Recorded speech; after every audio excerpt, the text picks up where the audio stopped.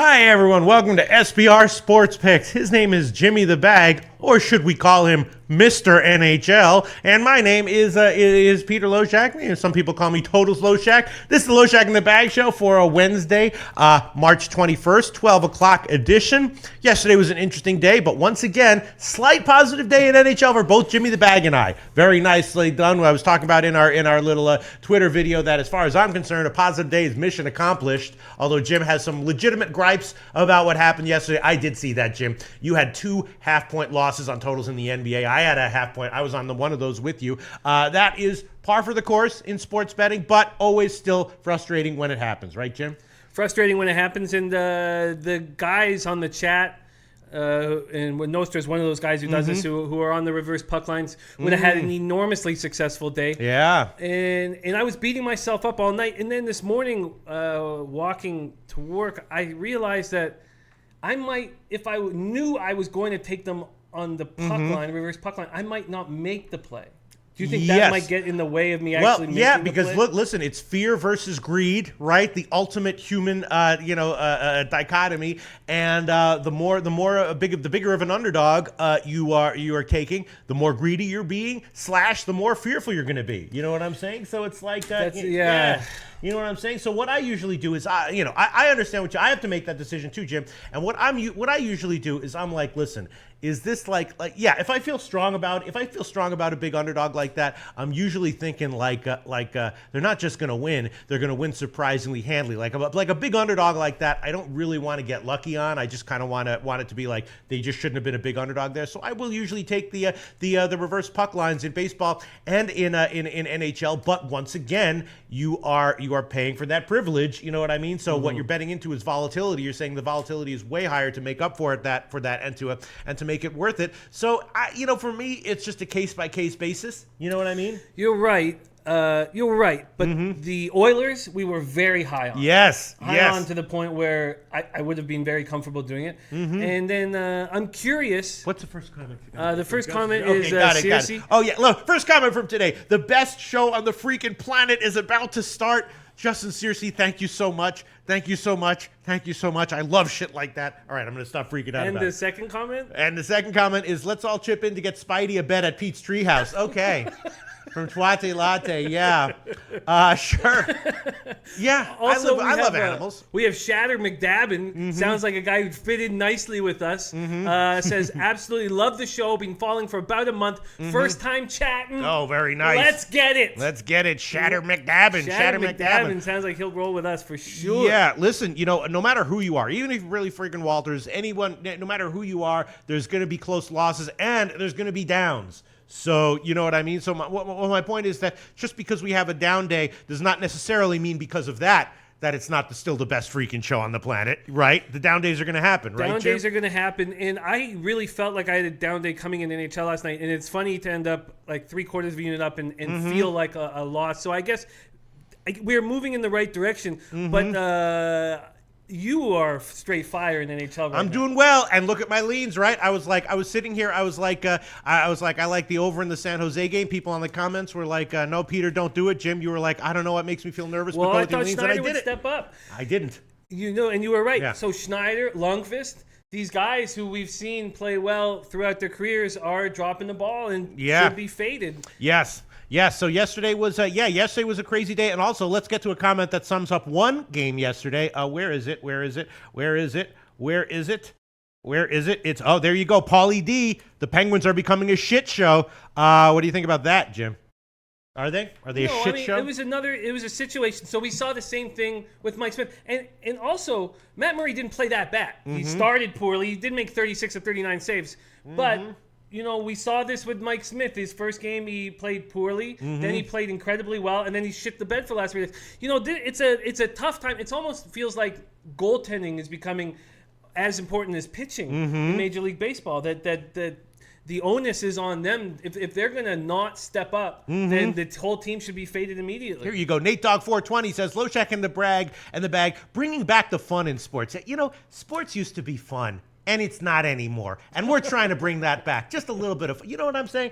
I remember in the 80s sport, we had a blast. Sports was fun. Because everybody was doing coke in the now 80s. everyone's, that's a good point. That's a good point. That's a good point, Jim. That's true, Jim. Everything took a downturn after the 70s. All right. So, and Tuate Latte says Pens are just on cruise control. Do you think that's what's the deal with them?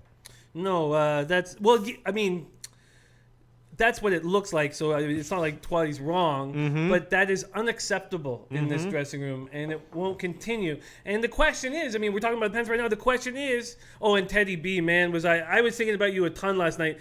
He told me that the Celtics game was a trap, and he was absolutely right. And he followed. You know, I feel like I didn't put $1,000. I only had $200 on it, but Paulie D put $1,000 on Vegas -1.5. Wow! And yeah, I was so thankful. I was proud of you for hitting that, and I should have listened to you about the trap. Should have listened to you about the goddamn yeah. trap, So baby. again, another shut. Oh no, Vegas did. The Canucks didn't get shut out, but the team total undercashed once again. Yeah. That was a lean that I had that I'm okay with not putting it on there, but because it's just it's kind of things get shaken up in Vegas for the good and the bad. You know what I mean? So a team like in general, I like to take underdog lines in Vegas games, and I'm just not looking to take it team total under 2.5 at a big favorite line on that one. Although it did cash again, and here you go. D. Desir says, nice. Jimmy the Bag, my whole crew watches your show. Fuck Jim, yeah, we're winning over crews. We're winning hearts yeah. and minds, not just of people here, of crews, Jimmy the Bag. D, I want in your squad, yes, D. Desir. I want in your squad. Oh, man. D, and meantime, Wanma has entered the building. Wanma. Oh, nice. Wanma, what's going on? Wanma. Oh, tech issues. Wanma's signaling to us not to disturb him right now. Yeah, Wanma doesn't. That's as serious as I've ever seen him look in my life. It is. I've never seen him look more serious. Wanma's a very happy-go-lucky guy in general, but he is definitely a capable guy. And I wish we had a third camera right now so we could see Wanma running shit behind the camera. It's pretty damn funny. Gin Rummy having a great stat on the Penguins, and this is true. I mean, when we started the hammer the Penguins nonstop, they were covering puck lines, 9 straight puck lines at home? They still were playing okay on the road, but just okay. Jim Riley comes in saying, okay, let's get this straight with the Penguins. Yes. They are 36-46 in their last 82 road games. ROI minus 17%. Wow. Yeah. Wait, what? In their last road games? What 82 was that? road games. Wow. And yesterday that line got bet way up. A lot of times when there's sharp money on the when a road favorite is overvalued, you see that line drop, and then you see start like plus 125. We're like, wow, sharp money's coming in. But that line exploded up to like minus 200. Wow. Yeah. Yeah, interesting stuff. And another example of line shopping. I had the Pelicans under 219 and a half last night. My man Scotty Rock out of the Bay Area got it at 220 and a half. Really? No way. What? Really? Yeah. Wow. Yep.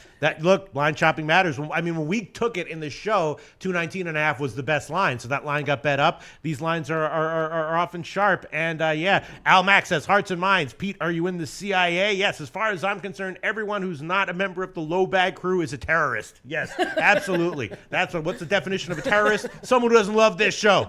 That's my definition of a terrorist. Hard to define terrorism. Oh, Victor De La Cruz coming in saying, best show ever on YouTube. Victor from New York. Victor De La Cruz, snowing like crazy in NYC right now. And I will tell you that here in Costa Rica, it did feel like 1 or 2 degrees colder than normal. So I think when I walk home, Jim, I'm going to wear this shirt over this shirt, just so you know. It is 1 or 2 degrees colder here than normal. You might get robbed wearing a long sleeve. Based on my my general sense here. All right, so let's see. Just some other comments, and then we'll get into the picks today. We'll get into the games today. Sure. Let's quick comment about Nate Dogg.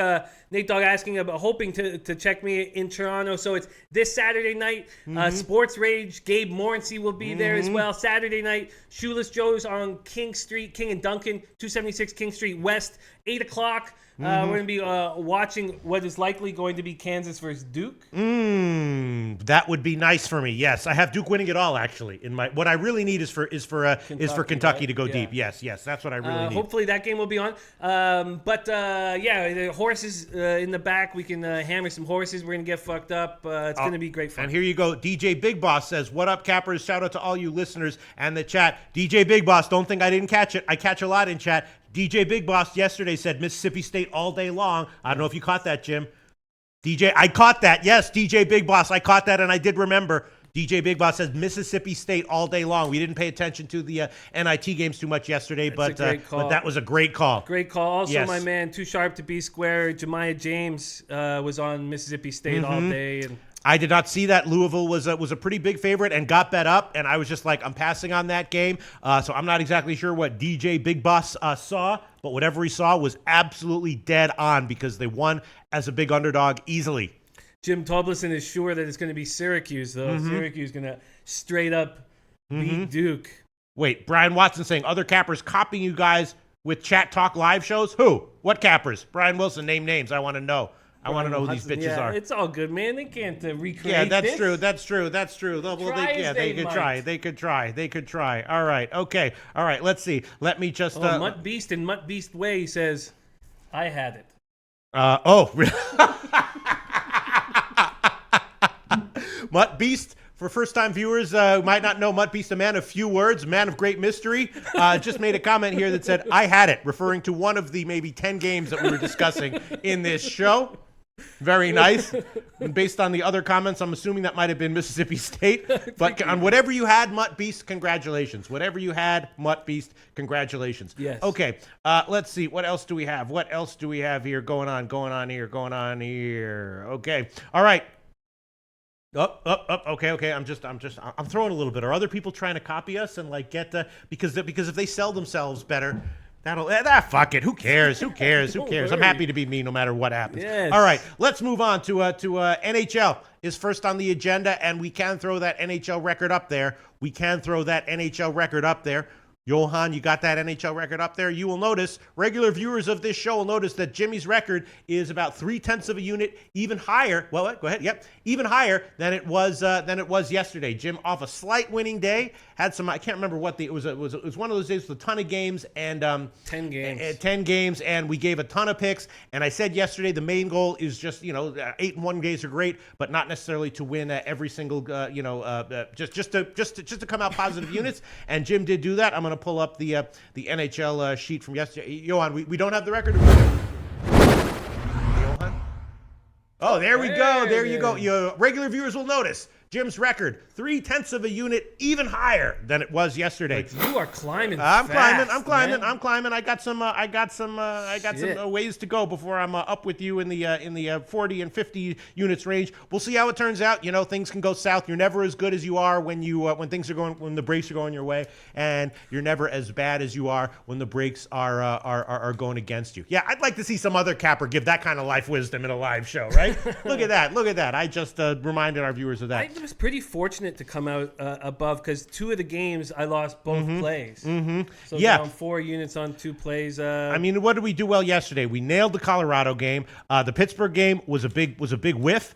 The Rangers game was a big whiff. The Philly-Detroit game, well, we hit the over, which was nice, but I also had Philly on the puck line -1 and the first period over. And in my betting, I took the team total over big, which cashed, but I didn't give that one because it was 3.5 and we gave it. It was, and of course, Ottawa, that was close for me, and the injury probably mattered there. And yeah, Jim, you just had a lot of wins that you would have had a bunch more units if you had taken the reverse puck lines. Florida, you had Florida on the money line -130, but they cashed easily on the puck line. Colorado, I don't know why you didn't take the puck line on that one. I had the -1 online. That one was the third. I was pensive because I thought the Blackhawks would play some of their division rivals closer, but they're just a terrible hockey team. Yeah, and then Edmonton you also had. That one is defensible. You had them on the money line, and the alternative puck line would have paid just a little bit more. Actually, that was in my leans category. So you had them at +144, and if you would take them, I was thinking of taking them -1, and that would have paid +280. So overall, it was an interesting card yesterday. And let's get to the card today. Just 4 games, and I guess the first thing let's start with is the Penguins. Right, that was one of our losers yesterday, and people suggesting the Pens are shit show. The Pens are mailing it in. The Pens are bad on the road, which they aren't today. Montreal, are they in Vancouver Canucks territory right now, just getting shutout game in and game out? I'm thinking we go back to the well and try to get a win with Pittsburgh today. Jim, what do you think? Yes, I am going to go back to the well. I am going to take the Penguins on the puck line. Habs are coming off a 2-0 home loss to the Panthers on Monday night. They're expecting a big boost with the return of Carey Price between the pipes. It's hard. He's been out since February 20th, out with a concussion. It's not like this guy had a .930 save percentage when he went out. I mean, he's struggled all year.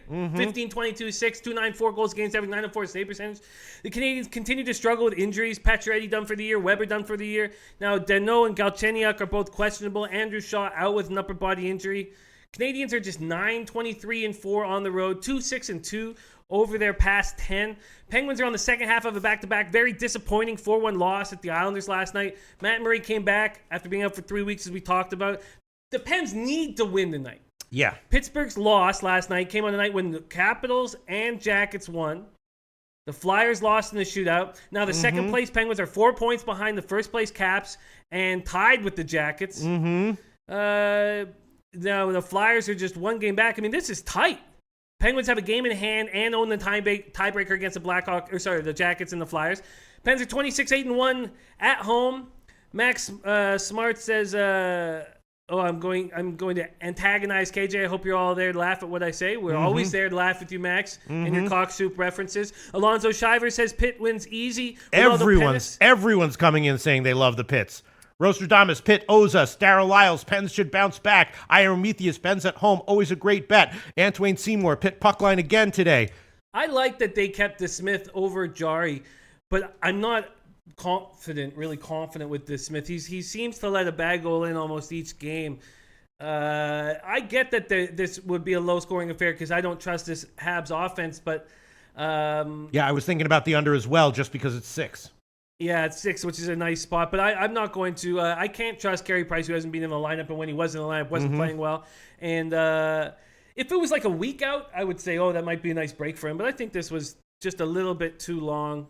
Even Mutt Beast, man, a few words. Pitt wins. Everyone liking Pitt, which does not worry me really. No, it doesn't worry me. I don't expect them to play poorly in this stretch drive and get a wild card spot or get a third place. They need home ice advantage.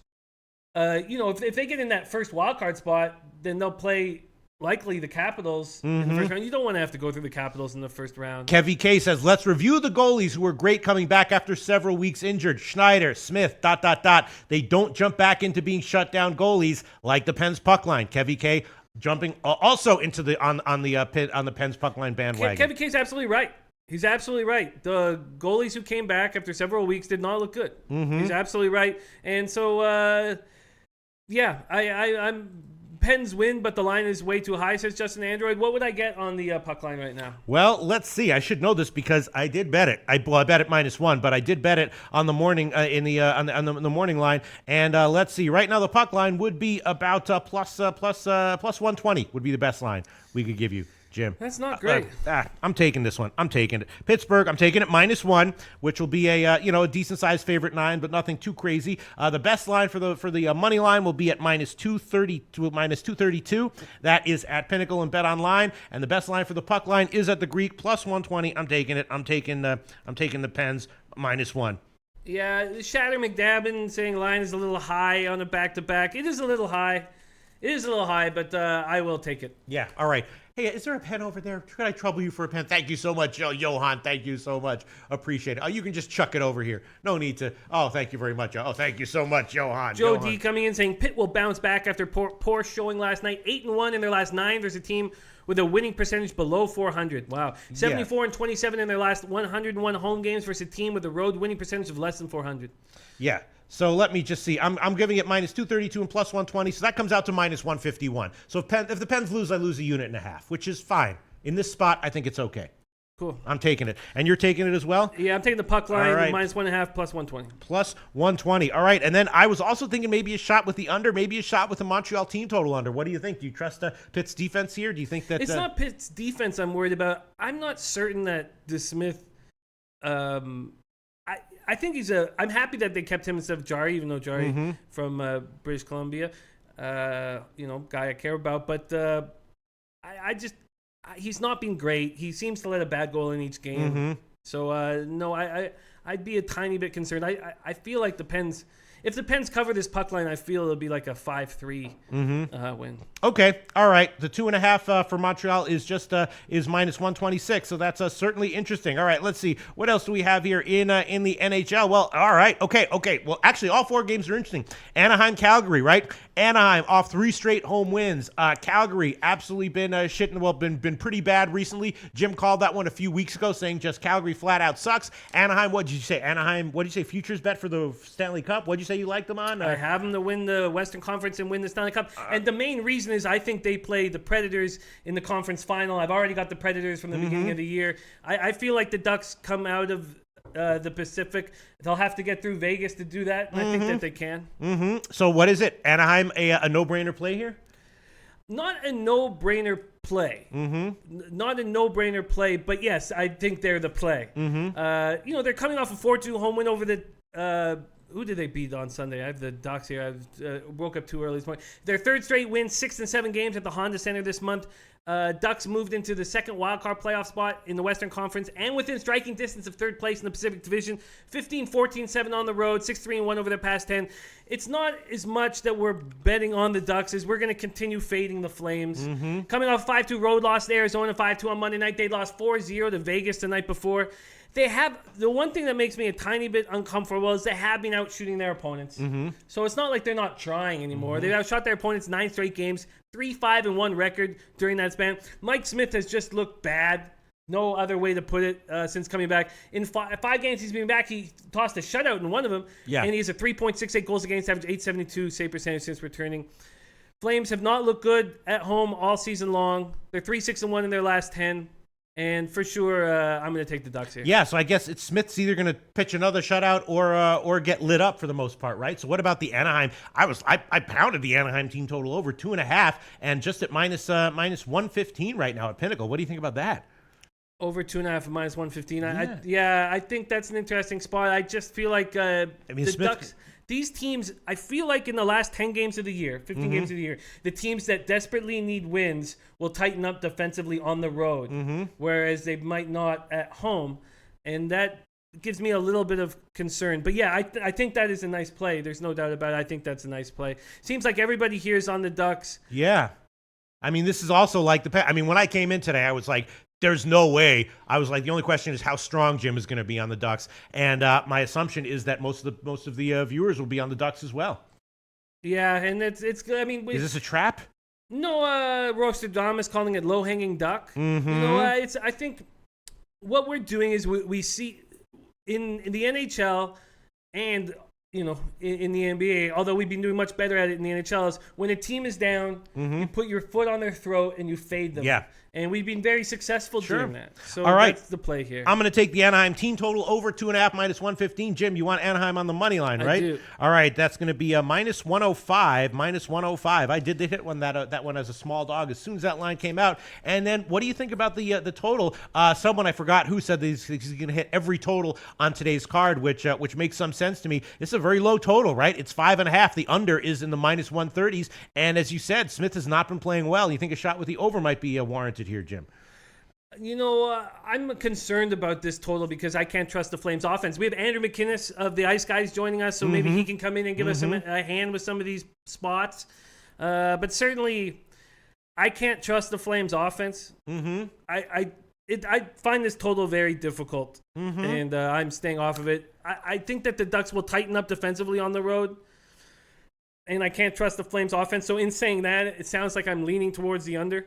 The under. But I can't trust Mike Smith, so I would never put my money on the under. There you go. Austin Geist taking over on every game, which is an interesting opinion. Justin seriously says Calgary is not going to score. All right, listen, I don't care if it's a trap. I'm going to take it. I took Anaheim on the team total over, and I'm also going to take Anaheim -1, Jim. I'm going to go for a nice little score here. Sure. I am going to have to use the alternative puck line because officially right now Anaheim is a dog. So the money line part of that -105. That's what Jim got spot. I'll go to Pinnacle and take the alternative puck line right now. And while I do that, why don't we talk about Arizona Buffalo? Two bad teams. If Buffalo is more rested, Buffalo has had some nice wins recently. They've dominated in general against Arizona. Is Buffalo maybe a sneaky no-brainer, don't overthink it play here? Two bad teams. What do you think, Jim? I like that you're on Buffalo. Yeah. Because I heard a ton of people on the Coyotes coming in just because they're playing better. Yes. But it's about situations. I'm concerned. This is another game that concerns me a great deal. Coyotes coming off the 5-2 home win over the Flames on Monday night. They're playing very well. Ekman Larsson scored his 100th NHL goal. 6 Swedish defensemen to reach 100 goals. Rick Tocchet is expected to rejoin the team after missing Monday's game to attend his mother's funeral. Ekman Larsson needs 8 more goals to surpass Teppo Numminen for most goals by a defenseman on the franchise. Antti Ranta, I've been talking about him for 7 weeks now. He's an excellent goaltender. And I know that Marc-Andre Fleury's been incredible for Vegas, but I'm still surprised that Vegas didn't pick up Antti Ranta when they could have in the expansion draft. Justin Searcy says Chad Johnson in net. Is that correct? That is correct. Oh, that's not good. I don't know if that's him or Lehner. I mean, they're both bad. Yeah, I don't know. I don't think Johnson's any worse than Lehner right now. In fact, I would rather have Johnson in net because he says all the right things in the dressing room, whereas Lehner doesn't. Right. Like a politician who at least lies to you, right? Instead of telling you, I'm screwing you, I'm stealing all your money. At least give me a politician who lies, right? And Barkerman coming in saying Johnson's played well recently, winning 4 of his last 5 starts while stopping 145 and 157 shots. And that's a 924 save percentage. But not only that, Chad Johnson got lit up in that one game. So if you take that one game out of it, he's been exceptional. Dwight with a funny comment. Thawed caveman lawyer. Oh my God, looks like Pete, old SNL skit. Gotta Google it. Yes, I know that one. That's the caveman lawyer where he's like, I'm just a caveman, so there's not a lot that I don't know. But one thing I do know is that my client deserves $50,000 in damages. Very funny shit. Aspiritualate. All right, let's get back to game. I don't know, man. At first I was thinking Buffalo. Some people are saying they like Buffalo. More people are definitely saying they like Arizona. What do you think? Elio Rodriguez, I like Buffalo -1. Alonzo Shivers, Arizona money line. V. Tarasenko, 91. I like Arizona here. They're 5-1 ATS in their last 6 road games. Buffalo's only 1-4 ATS in their last 4 home games. Justin Searcy saying Ranta is in net. Come on. One thing that concerns me is it looked like Eichel hurt or tweaked, that he had the ankle issue. He was out for a long time. We weren't sure if he was coming back. It looked like he tweaked it at the end of the Blackhawks game. Then he did not look good against the Predators, and he snapped back in an interview when they said, did you come back too early? He snapped back saying, I'm a hockey player. Of course, I'm going to come back and play as soon as I possibly can. And it looked like it did. He did tweak it, and he's not 100% healthy. You need Eichel to be 100% healthy. I tell you what, I don't think the Coyotes are low-hanging fruit. I know a lot of people, when they first initially looked at this game, thought that the Coyotes were in a great spot. Jim Tobleson saying Buffalo is trying to lose. Even that I'm not certain of. This is certainly a spot where I'm going to stay away from. Yeah, it's interesting. A lot of people with some strong opinions here, though. Charles Tapley, I took Buffalo -1 early this morning. Wow, yeah. A lot of people with strong opinions on this one. Seems like slightly more on Arizona, but definitely people liking Buffalo here. Elio Rodriguez, Buffalo. McOgster likes Buffalo. Jan Osman likes Buffalo. G-Man Hag, Zona, all in caps 3 times. Mally Mal says Buffalo has their number, which historically has been true recently. Bill Butlicker thinking that Tocchet's mother's death might play a part in this. I did think when Tocchet was away from the team that the guys would say, let's step up for our coach who's not with us. Now he's back with the team, but I don't think he's joking there. I think that did play some part in bringing them together last game. I don't know if that's going to carry over in this game. Austin Geist likes Buffalo -1, and Antoine Seymour keeping it simple. Arizona team total over, just in case Buffalo wins a high-scoring game, and that would certainly play into whoever it was. Austin Geist saying he likes all overs on today's card. Maybe that's it. Maybe just Arizona team total over. What do you think about that, Jim? Maybe we're trying too hard to force the play and just best to pass. Yeah, I like that you were leaning towards Buffalo because all I had read this morning was Coyotes. It's because of the spot, though. Yes. That was why I was leaning towards Buffalo. Yeah, because of the spot. Yeah. Like if Arizona wasn't so shitty, it would almost count as a letdown spot. You know what I'm saying? Yes, and Arizona's been playing great. Their Yeah. defense is finally stepping up. I liked their defense all season. I was shocked. In the opposite with Buffalo, their defense is absolute trash. Can't make outlet passes. Can't help offensively or defensively. So the Arizona team total, courtesy of Antoine Seymour, just 2.5 minus 114, similar to the Anaheim team total over, just hanging kind of low. Yeah. What do you think? Anaheim team total over? No?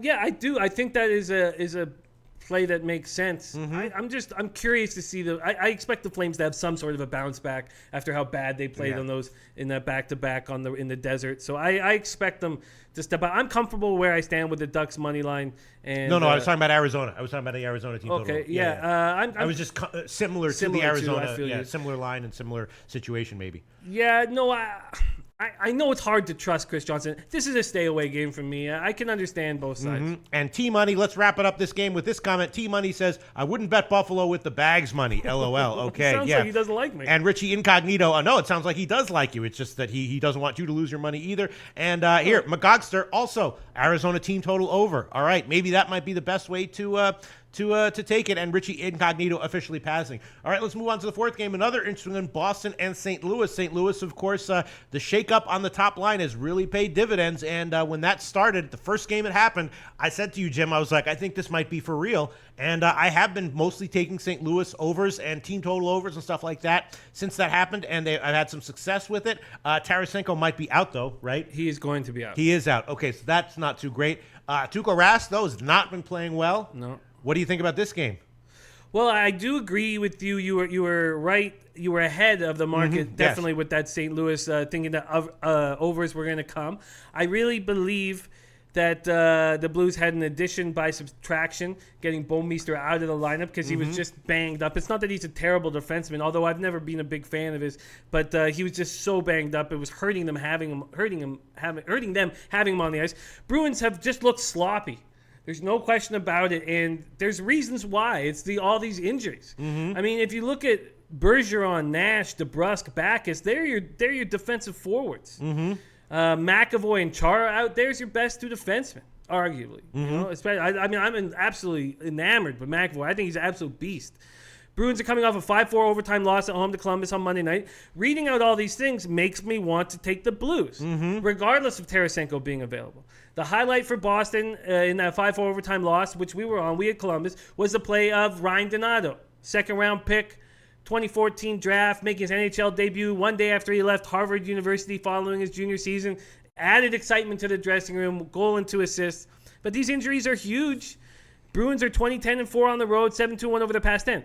Blues are coming off 5-4 overtime win at Chicago on Sunday night, and the luster of that victory is gone because of watching the Avalanche just pummel them. So now seeing that makes me want to back away from this team. Also, Tarasenko missed the Blackhawks game. Alexander Steen has taken Tarasenko's place, which will help them defensively, but probably not offensively on that first line with Schwartz and Schenn. Peter Angelo is playing amazing. This is the best I've seen him play. He's 11 points in the Blues' last 4 wins, 4-point night against the Blackhawks. The captain scored the tying goals against both the Rangers and the Blackhawks. 21-15-0 at home. Kevin K saying Schenn Schwartz line has really stepped up for St. Louis. I'm wondering, Kevin K, if you think they'll continue to do that without Tarasenko, but they have looked good. It's also getting offense from defense and Peter Angelo. So when I looked at this, I wanted to take the Blues. Yeah, when I looked at it, I was like St. Louis -1, St. Louis team total over, and full game over. But then with Tarasenko out, I'm like thinking maybe not. Exactly. What do you think, Jim? What is the line we'd get on the Blues? Well, it's just -102 right now would be the best line. And the team total over for the Blues, again, 2.5, -116. Very tempting. Everyone in chat was saying that they like the over here, and the over, again, is over 5.5 at plus money. It's over, the over 5.5 is at plus money. Plus money, Jim. Plus money, Jim. All right, I'm going to take the St. Louis team total over at least. I'll take that one. I'm going to take that one. St. Louis team total over 2.5, -116. So if St. Louis wins 3-1, I cash. If St. Louis loses 4-3, I cash. And I'm going to think about a lean to the over and a lean to St. Louis on the money line or the -1 line as well. But for right now, I'll definitely lock in St. Louis team total over 2.5, -116. Current line at Pinnacle. Jeremy, I'm saying, how is it an upset there, favored at home? Sorry, I thought the line was -102.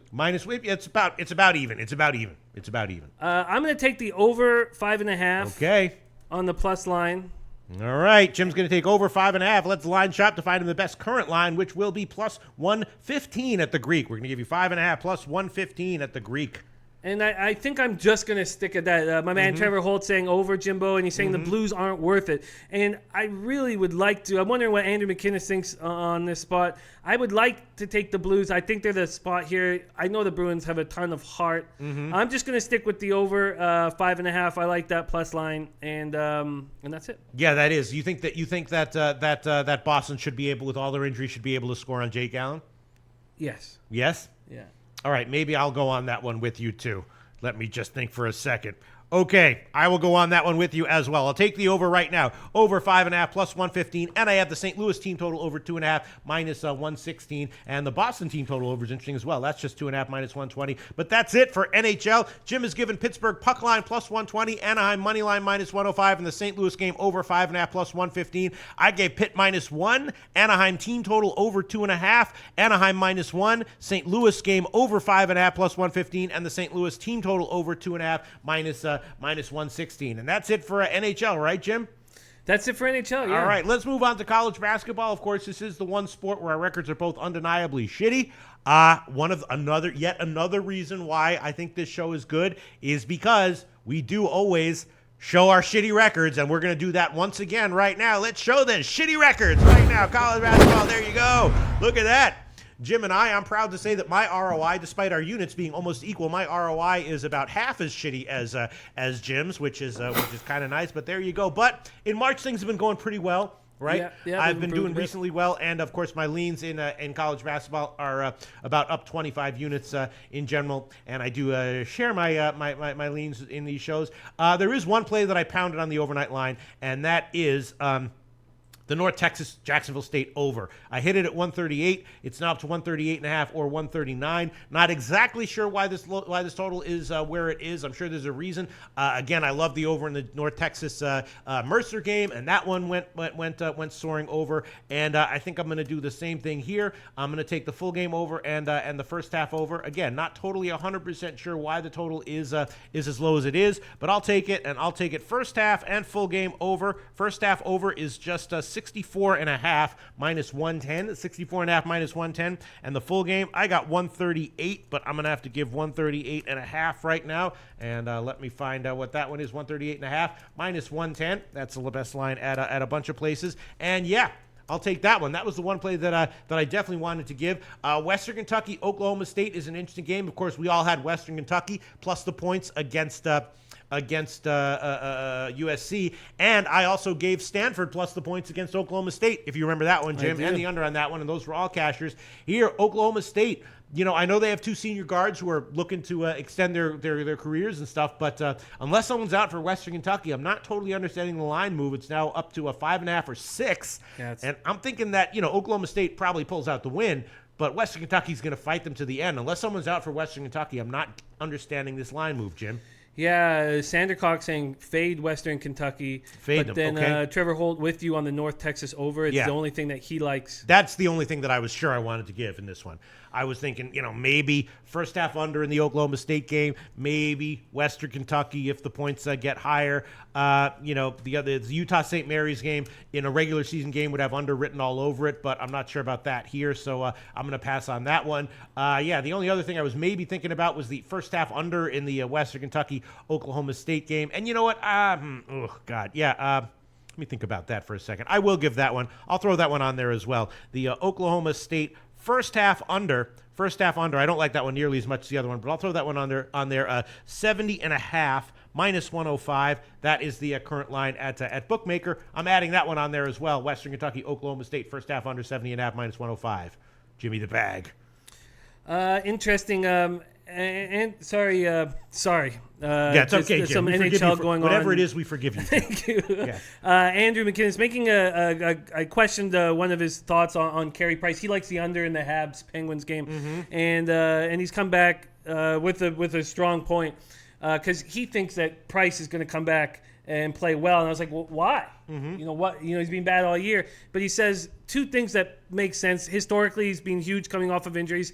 But secondly, he shouldn't be coming back. So he must really want to come back. Yeah. And that if he really truly, I'm sure they were saying, don't come back. Yeah. And if he really wants to come back, maybe he has a good performance, and that is a. Or maybe he's just like overestimating his condition right now. Yeah, that's another point. That's You know what I'm saying? Yeah. So, but back to NCAA. King Rail says I'm liking the St. Mary's. Says it's a lean. Trevor Holt says stay off that, Pete. I think he was probably talking about Western Kentucky, though, which I'm not on. I just took the first half under. A lot of people saying that. Colby Valentine says Western Kentucky had an overrated win last game. Line is low due to it. Oklahoma State has been fire at home, which is absolutely true. So it's just that, yeah. Ronaldo Pettis says Oklahoma State covers. Jay Sandercock says Oklahoma State money line. Juan Juarez says Western Kentucky. Tuate Latte likes Oklahoma State -5. Yeah, I mean it's Grande Vato says Oklahoma State overrated. Okay, I'm staying off of that one. I'm just gonna take the under, first half under in that one, and then the overs in the North Texas game, and that's it. All right. Yeah, no, I think those plays are make sense. I'm off this NIT card, although I'll have all of my Sweet 16 picks on our late show this afternoon. Okay. But I think you're in the right spot. I think the North Texas over. Actually, in fact, I'm going to put some more time into that North Texas over, and I might join you on the late show. Ooh, Jansen Bonzone, Oklahoma State best bet. Okay. Oh, wow. Jay Sandercock, Oklahoma State baby. Yes. All right. So DJ Big Boss likes the Oklahoma State over. Okay, so it seems like, Western Kentucky is maybe, although Darryl Lyles like Western Kentucky, they covered 8 of the last 11. Seems like people are more of the opinion that Oklahoma State is going to roll here, and that Western Kentucky maybe got a little bit lucky in their last game, and when they start to get down in this game, they get blown out. I'm going to take the first half under, though, on this one. I think both teams It's interesting the way Kobe sees that, because that was his best bet, right? He was all over. I even believe he was all over the money line. Yes. But he sees that it was an overrated win. Sure. Even though he was on it. It's interesting. Trevor Holt says Oklahoma first half under is a no-go from Trevor Holt. Okay, you might be right there. But the North Texas overplay I like. Yes, the North Texas overplay is definitely the play that I was definitely going to give, and then the Oklahoma State first half under was a borderline play. But those are the 3 plays I'm going to give in college basketball, and maybe we will review more. We'll do more stuff on college basketball in the afternoon show at 6 o'clock. Now let's move on to NBA, Jim. We got to keep a brisk pace. We do have 8 games here going. Again, I feel like I'm going to have again yesterday. You know what happened again yesterday? My friggin' leans. My leans were, the Orlando first quarter, Orlando first half. Why didn't I just give those? Then even in the Minnesota game, when I saw the line move at the end, I said, over is the play here, and that one cashed. And of course, I'm happy that I converted the lean on the under in the Utah game to a pick, which did officially cash, which was a very nice. And the first half under cashed on that one as well. Today we have 8 games. What have you found, Jim, that you're liking? Interesting. Well, I think we need to start there. The whole talk on the chat is on the big game between the Cavaliers and my Raptors, and a ton of talk. So I think we should just start there regardless of a play, because I don't have a play on it yet. Okay. Dan Kelly says, Toronto's focused on tonight's game in Cleveland. That's why they didn't cover last night. DeRozan and Van Fleet game time decisions. They are playing tonight. And his play is the Cleveland team total under 114. Wow. Okay. And someone mentioning that the Raptors don't care, and King Rail replied, what do you mean the Raptors don't care? Do you watch NBA? They better care. They need to take advantage of everything they can for the playoffs. And interesting stuff. I was thinking maybe just no-brainer it and take, once again, whatever happens in the full game, Cavs first quarter. What do you think about that, Jim? No. I just think with the issues with the Cavs right now, I don't think that's a no-brainer. I'm not saying that that's not a strong play or a play that I may want to make after we break this game down. Jace Gunn saying, is Lowry playing? Do we expect more players to be held out of the lineup? That's the question. And Casey made it sound like it was very possible. And if somebody was not going to be in the lineup tonight, it's Kyle Lowry. So if you're making a play on the Raptors, I would wait. If you're making a play on the Cavs, I would get in now. Yeah. Raptors are on the second half of a back-to-back 93-86 win over the Magic last night without the services of DeMar DeRozan. They're calling it a thigh contusion. It was probably rest. First game of the year, DeMar is missed. They have a 5-game lead over the Celtics, 11.5-game lead over the Cavs. Cavs have beaten the Raptors in 9 out of the last 10 games in Cleveland, counting the playoffs. But The last time these two teams met, 133-99 in Toronto. Cavs' worst loss of the season. Could have been worse. Raptors didn't even play anybody in the fourth. Oh, wow. Youngsta. Youngsta won. Finally, I'm pronouncing his name right. I don't know what was wrong with me the last few times. Youngsta won, says Love is out. Okay. And that's interesting because he was saying he returned after missing 21 games, scored 18 points, and said that it felt like the first game of the year. We know that Tristan Thompson and Rodney Hood have been upgraded to questionable. And but Larry Nance, C.D. Osman are going to be out. Kyle Korver is dealing with the death of his brother Kirk, so he's going to be out of the lineup. There's a lot of missing pieces, which adds right to the volatility. Just skyrockets. Yes, definitely. I mean, there's a lot of games that are like that tonight, and I'm not sure if I'm going to give any NBA plays at this point in the day. So you're going to pass in the Cavs game? At this point, I love this matchup. Toronto's won 19 of 21, third highest scoring offense, third rated defense. That sounds like a team that's going to make the NBA Finals. Now, a lot of people say, well, when you're in a conference with LeBron, you're not going to make the NBA Finals, and I can understand that too.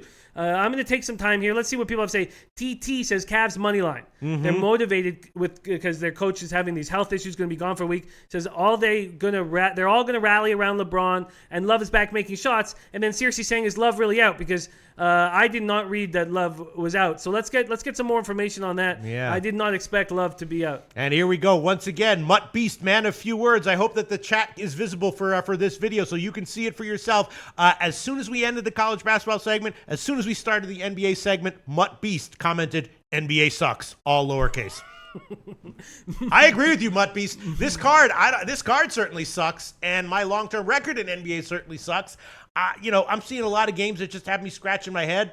I'm not sure what I think about any of these freaking games. I was thinking maybe a shot with the under in the Pelicans game. Of course, they're on the second game of a 3 games in a row. This is a game that was not scheduled. It's a makeup game. Yeah. So Indiana is at home. Now they're going here, and then they're going back at home again. And so I'm thinking maybe it'll be a lower scoring game. I was thinking under, but in general, once again, Mutt Beast's 2 or 3 word comment speaks entirely for me. Not at all for me. No? Okay, what do you I like here, Jim? absolutely love the NBA with all my heart and all my soul, and I think there's plays here that make sense to me, and I'm curious to see if they make sense to everybody. Okay. I don't have a play on that Pacers-Pelicans spot yet. I think you broke it down nicely. Sabonis is not going to play. Pacers have won 7 of 10. Thaddeus Young looked excellent with the extra minutes without Sabonis in the lineup. 9 for 12 from the field, 18 points, 9 boards, 4 assists. Oh, and Goose is back. And he has a homeless shelter lock. Okay. As our regular viewers know, we hate the use of the word lock unless you're actually commenting from a homeless shelter and you're actually homeless as a result of betting. Absolutely. He likes after being hit by the Mavs over 219 by 1 point. That is a tough one. And doubled my last $1.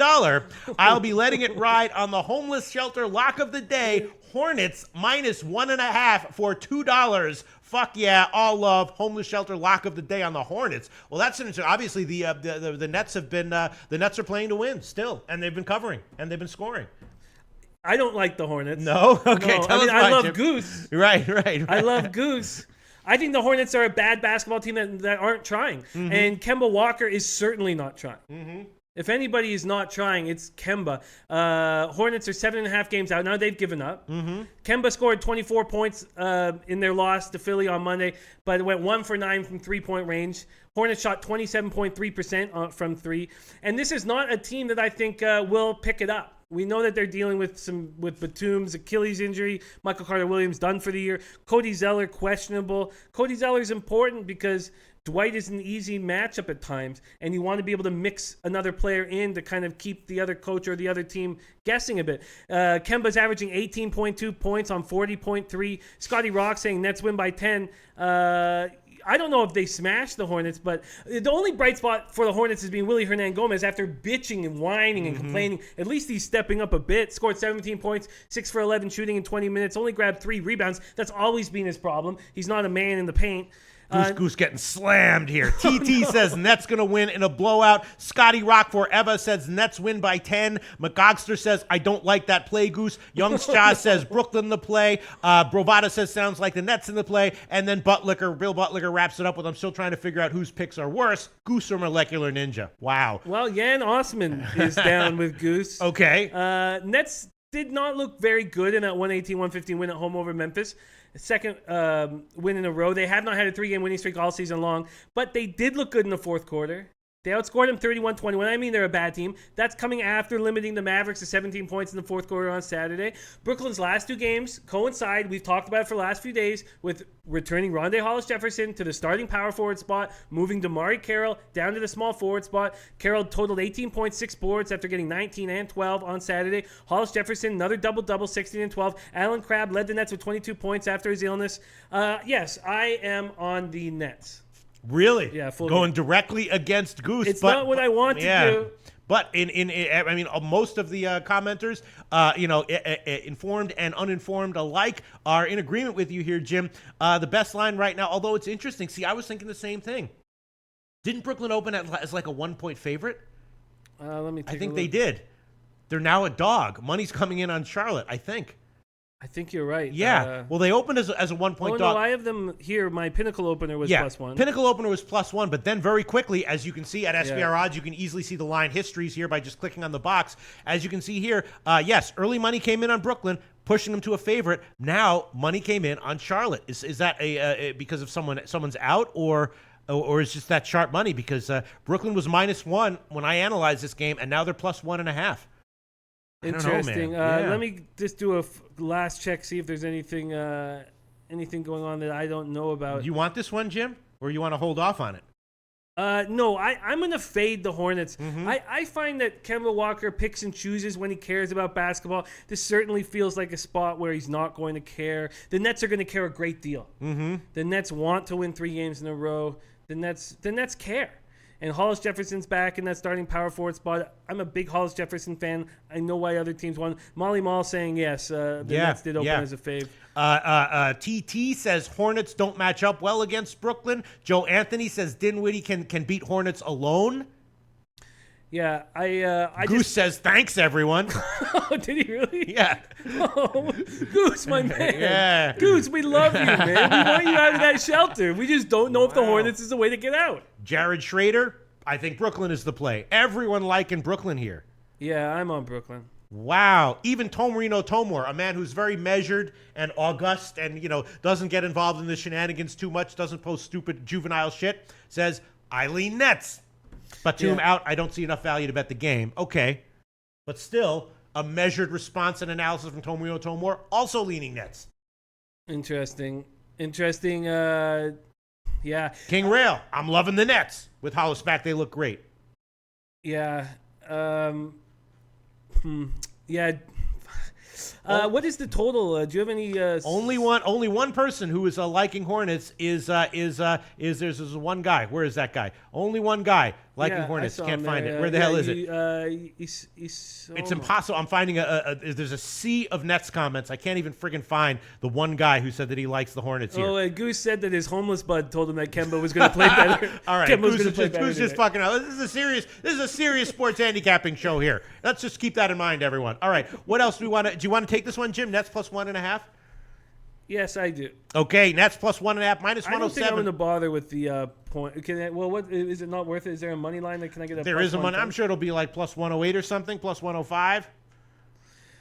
I'd take it. All right, let me see. Let me find the money line here. Best line on the Nets money line will be +105. Yeah, I'll take it. All right, Jim's going to take the Nets money line +105. Pinnacle down to a +104, but BetOnline still at +105. All right, then the someone else was talking about the Indiana game. It was actually Dan Kelly who likes the Indiana team total over, which is very interesting. All right, what else are you liking, Jim, from today's card? Okay, Hit money says love the Hornets. There you go. But with no explanation for why. Ziggy Balls, I like the Hornets. Yeah, maybe. Well, he says Honets. So that could be, I like Honets too. Hit money spelled it correctly. Hit money loves the Hornets. Okay. Yeah. No, all right. I feel you. I feel you. All right. What else? Dan Kelly's on that Charlotte Brooklyn first half over. Okay. Yeah. I am taking the New York Knickerbockers. Mm-hmm. I believe that they are coming together late in the year and trying now. I know those 2 games happened at home and they've been trashed on the road, but am I still getting double digits? In fact, it's gotten bet up. When I saw this one, I was like, yeah, I know. This is one of these late season NBA games where I'm like, what am I not seeing? What's the deal here? When I looked at it, it was 10.5. It's now up to 11, Jim. I'm fine. Jeremy M saying, Jimmy, you sound a little unsure about pulling the trigger there, and it's just I'm afraid to go against Goose. Yes, man. of course. I'm on the Knicks. These teams were once bitter rivals. We know that's gone. The Knicks missed playoffs 5 straight years and won playoff series 18 years. But Knicks stopped their 9-game losing streak by winning 2 consecutive home games and look good doing it. They're now 3-13 since Porzingis got out. Their 3 wins during that span did come against teams that are combined 62 games under 500, which is not a confidence builder. Lance Thomas missed the last 2 games due to personal reasons, but they've been rebounding the ball very well. Heat are coming off that wild 149-141 double overtime home win over the Nuggets. I think the Nuggets are just playing bad basketball lately, and so I do take a little bit of value away from that victory. James Johnson went for 31. I'm a big fan of his, and as a dude, he's a great guy. Olenek put up 30 off the bench. Proud of him, BC boy. Whiteside and Wade both being ruled out. I just think it's too many points. Yeah, Justin Sushi says, I love the Knicks play. Might be my favorite play of the day. I was feeling that way as well, but it was also a line where I felt like I didn't quite understand why it was so big. And, but a lot of times in this time in the NBA season, you see some of these like double-digit road underdogs, and you're like, well, maybe they shouldn't be that big of a dog. And then like they win outright by 15 points. All sorts of uncertain things going on in the NBA right now. Yeah, Sorry, I missed that last comment. Did he say he loved the play? What? Yes, Knicks? Loves the Knicks play. Might be my favorite play of the day. Beautiful. Barkerman G11 says Knicks are 4-0 ATS last 4 in Miami. Road team 7-1 in the last 8 meetings. Nice to see. Ziggy Ball says Knicks line is too high. It's just too high. It's just too high. I know they're trash on the road, but it seems like they're coming together a bit here, and they don't want to be just a mockery. I'm no Mudaye fan, but I like Burke. King Rail says Knicks are my favorite play of the card. Easy money. Beautiful. Lock me in full game. Yeah. Jared Schrader, lean Knicks plus 11, but don't necessarily love it, but still leans it. Yeah. Tomrio Tomor says, I lean Knicks, but I can't bet them with no point guard. Moody Eye is horrible, and Nikitas struggles too. Hit money in all capital saying, I would not mess around with a tanking team. Don't do it. I hear you. Hit money, and I'm not going to all right, plus 11. You want it, Jim? I do. Plus 11, minus 110. Jim's going to be on that one. I am going to, again, we review all these line moves. I love that we do this show twice, once in the morning and once in the late afternoon, because the late line movements can be so interesting at the least, and sometimes very, very insightful and telling. Like I said yesterday, the Minnesota total was classic. It opened at 227. I said, Jim, I was leaning 227, and in the show yesterday, it was 226 in the morning, and I said, if in the afternoon show, it's up to 227 half or 228, that tells me the over is probably the play. The over did cash. It was up 228. So we'll see. I feel like those kinds of line moves are more telling on totals, though. All right, what else are you liking here? We got another situation, Denver against Chicago. Who the hell is going to be playing for Chicago? I don't know.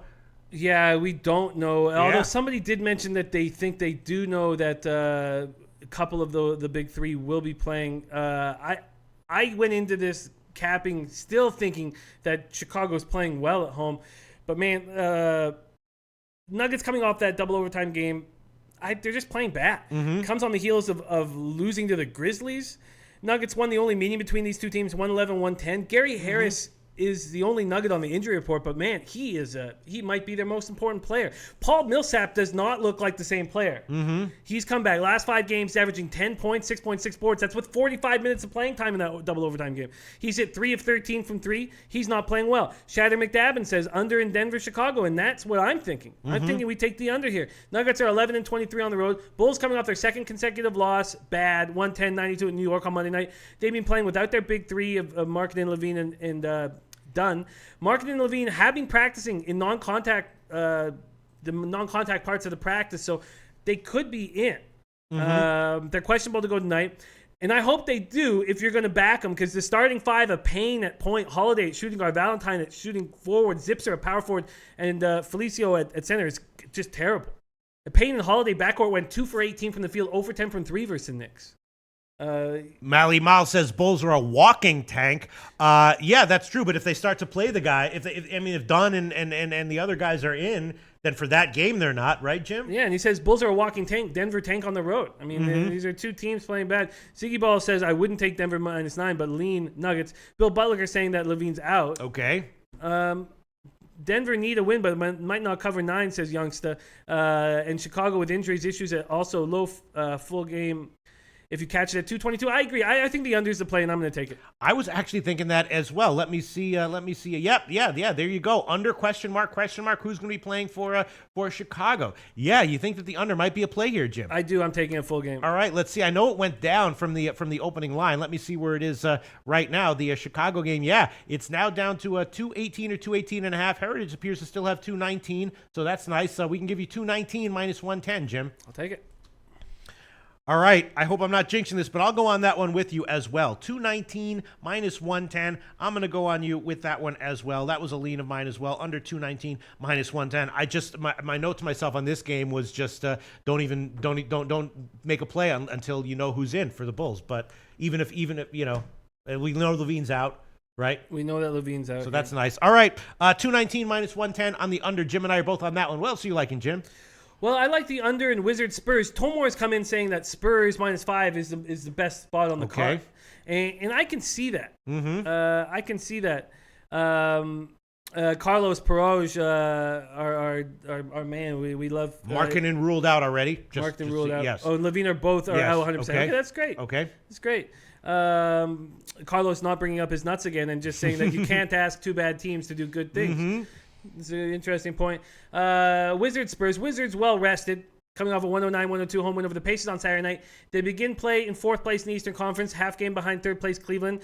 Wizards have helped each other out. We know that. The whole everybody eats slogan, maximizing their assist percentage over the past 22 games. They've assisted on 69.2% of made field goals, highest percentage in the league.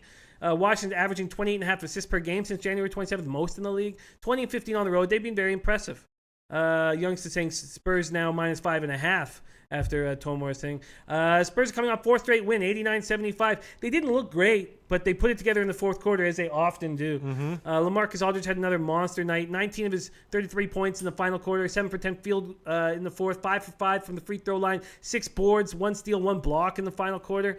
They're in 5th place now after losing 11 and 15, in which they yield 100 points or more. They have now held opponents under 100 points in 3 of their last 4 games. I think they continue to do that.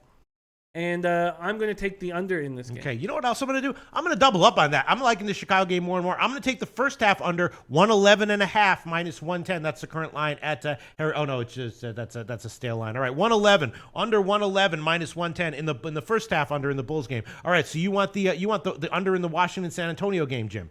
I do, but I'd like to hear what you think about it. That one is, man, let me see my notes on that one. Yeah, I have no, that's a pass for me. That game is a pass for me as of right now. I get it. Has the line moved? Because I believe it started at 203. Yeah, 203.5 is where it opened. It's now down to 202.5. Moving down. I think that the Spurs will continue to play the way that they've been playing. And TT says, doesn't matter. The Spurs did try. They just were missing shots, playing bad D. Spurs are awful, and they don't defend. Donald Trump says, San Antonio's been the worst team for me this season by far. No matter what I play, I always lose. So my pick tonight is Spurs -5.5 because they've been trending. Conclusion, play tonight, Washington +5.5. Christopher Kelly said, ride the Spurs. This is where the coaching turns around to get them in playoff mode. I like the under as well. And then our man Dan Kelly says, Jimmy the Bag, Pete, love you guys, no homo. Oh, thank you. Oh, really? Just apropos of nothing. Just apropos of nothing. That was just a guy sitting there watching the show just in heaven and decided to just share with us that wonderful comment. Thank you so much. Right back at you. Right back at you, Dan Kelly. Dan. TT says fade the Spurs rest of the season. I think that's I feel wildly different than what he thinks. All right, we're going to read this fucking comment right now. Bill Buttlicker says, time flies watching this show. It's so enjoyable, interesting, engaging, and educational. I've learned so much from everyone. Really, making money is the icing on the cake. Thanks for your passion and dedication. Just had to read that one out. All right, let's continue on. We want to keep Antonio Jones says, I'm all in on the Wiz and Knicks tonight, and then says, save me a cot at the shelter bag. Expecting me to be at the shelter with him. King Rail fading the Spurs tonight also. Wow. I'm taking the under. Okay. Jay Scum coming in saying the under is probably the best play in the Spurs game. They've been turning it up on D. I agree. I'm on the full game under. All right, let me just find it. Where I think we're going to be able to give you a 202.5 there. Yeah. Oh, wow, it is crashing though. 202.5 minus 110 is still available. Pinnacle just dropped to 202. SBR odds is color coded, so you can quickly see where the most recent line moves have occurred. Jim's going to take the Spurs under 202.5 minus 110, which is still a market line. Feels like that line is going to be down to a 200.5 by the 6 o'clock show. We'll see, but it feels like that line is headed further down over the next few hours. All right, 202.5 minus 110. All right, and I added on the Chicago first half under 111 minus 104. That's the line at Pinnacle. What else do you like from today's card, Jim? Well, I don't have a play on the Grizzlies Sixers. I find the Sixers extremely difficult to cap over the last month or even 6 weeks. But I would like, and I have a question mark beside it because I just don't, and I'm curious to see, I'm very interested to see what the chat has to say, what you have to say. You guys know, I think the Bucks are a bad basketball team. ATS-wise, they've certainly been. They've covered like 2 out of the last 10 or something ridiculous. Yes. But the Clippers are on the second half of a back-to-back, but they did allow themselves to lose. Yeah. They did stop pushing it in the fourth quarter. They've now lost 4 straight. Their whole season's on the line. They're now 3 games behind the Timberwolves for the 8th and final playoff spot. Gallinari still a week away with his hand injury. Just 17-18 on the road. Bucks are coming off a 124-117 loss at Cleveland. They've lost 8 of their last 12. They're now 8th in the East. They're still 6 games up on the Pistons. Their struggles have coincided with injuries to Malcolm Brogdon and Matthew Dellavedova. I hate Prunty's rotation. I think rotations have been very questionable. How's Antetokounmpo supposed to get comfortable when sometimes he's at the 5, sometimes he's at the point? Yeah, I agree with you. I'd be leaning Clippers here. At least Clippers early, if not full game. Let's see. Yes. Richie Incognito says lean Clippers outright.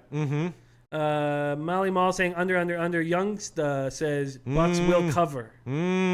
But Bill Butlicker, Clippers. Bill Butlicker knows that anytime someone repeats a team 3 times, we give extra weight to that opinion. Mally Mal has also done it. Under. Mally Mal likes the under. And Tomor likes the over. Says Milwaukee's a great over team, which they are. They can score, but they can't defend. They push the tempo. Clippers struggle to defend with Lou Williams. One of the 5 worst defenders in the league. Yes. He has 2 girlfriends, though. But Mutt Beast comes in. 2 words. All lowercase letters. Bucks win. Wow. Well, they can win, and the Clippers can still cover. Yes. Ziggy leans Clippers. Tom Marino says, I'd be careful with the Clippers. Harris listed with the flu, and he wore down late. He might be held out. Andrea Iokos likes the Bucks. I like the Bucks. Okay, and TT saying Clippers have the coaching. You're absolutely right. Okay, well, I think there's some excellent points. I think the most important point to me, although I loved reading all of them, was Tomor's, and I think I should wait. I think I should wait. Yeah, no reason to force it, Jim. We're going to be back at 6 o'clock Eastern time. Yeah, and if Harris is listed out, I'll get, 6.5? Yeah, maybe more. Jeremy M saying Clippers, Bucks, everything over. Barkerman saying overs 5-0 and Bucks last 5 overall. Overs 4-0 and Bucks last 4 games following against the spread loss. What is the total? The total on the Clippers game is 223 across the board. That might be a nice spot. And down slightly from the opener of 224.5. Interesting. I'm very curious to see what that line movement would be. And Deion Davis coming in saying Clippers and under. Bill Butlicker saying who's going to stop DeAndre? Molly Mall says the general world expects over. If you lean Clippers since Bucks at home, they play D. I don't know if they do. But I hear you, Molly Mall. We love having your input, man. We have some new commenters that are really adding to our show. We love having it. Okay, I'm going to stay off this right now. Okay, all right.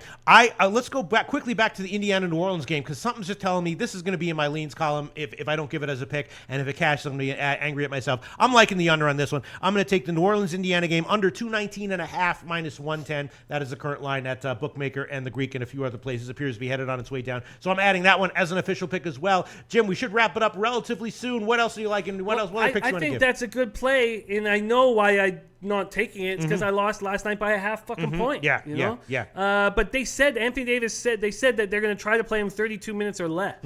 Yeah. And that's going to hurt their offense. Sure. Yeah, I agree. And Thaddeus Young taking over Sabonis. I think that's the play. Yeah.